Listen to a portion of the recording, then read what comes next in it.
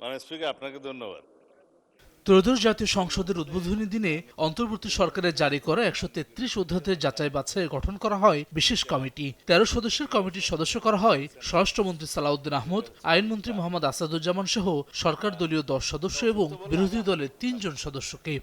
এই যে আমি বিশেষ কমিটি ৩ দিন বৈঠকে বসে। এসব বৈঠকে আলোচিত হয় ১৩৩ অধ্যাদেশ। পরে সংখ্যাগরিষ্ঠতার সিদ্ধান্তে অন্তর্বর্তীকালীন সরকারের ১৩৩ অধ্যাদেশের মধ্যে সংসদে বিল উত্থাপনের জন্য সুপারিশ করা হয় ৯৮টি অধ্যাদেশ।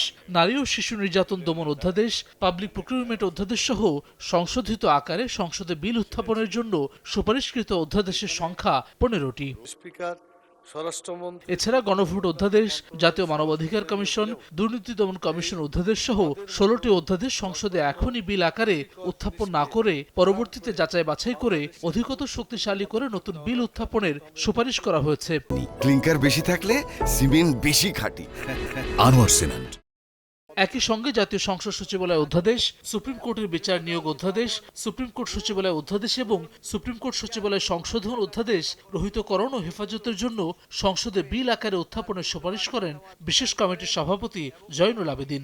অধিবেশন শেষে চিফ হুইপ জানান, ৯ এপ্রিলের মধ্যে উত্থাপিত অধ্যাদেশ পাশ করার চেষ্টা করবেন তারা। সেখানে যাচাই করার পরে মোটামুটি আজকে রিপোর্ট আকারে পেশ হয়েছে। আপনারা রিপোর্টটা ইতিমধ্যে পেয়েছেন আশা করি।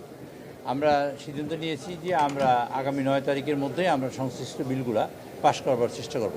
আর যেসব বিল ল্যাপস হয়ে যাবে, যার কোনো প্রয়োজনীয়তা নেই, এরকম বিলগুলোকে আমরা ল্যাপস হয়ে যাবে না, অটোমেটিক্যালি আমরা পাশটা করলে এটা ল্যাপস হয়ে যাবে। এই পদ্ধতিতে আমরা বিলগুলো আজকে রিপোর্ট আকারে পেশ হয়েছে।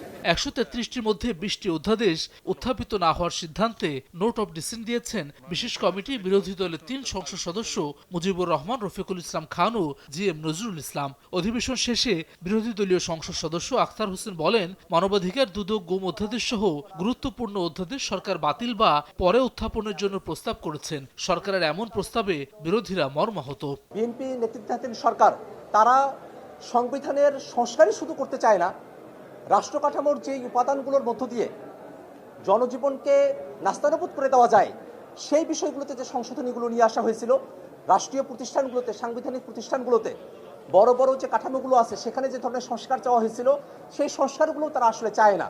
৮ আগস্ট ২০২৪ থেকে ১৭ ফেব্রুয়ারি ২০২৬-এ জারি করা হয় এসব অধ্যাদেশ।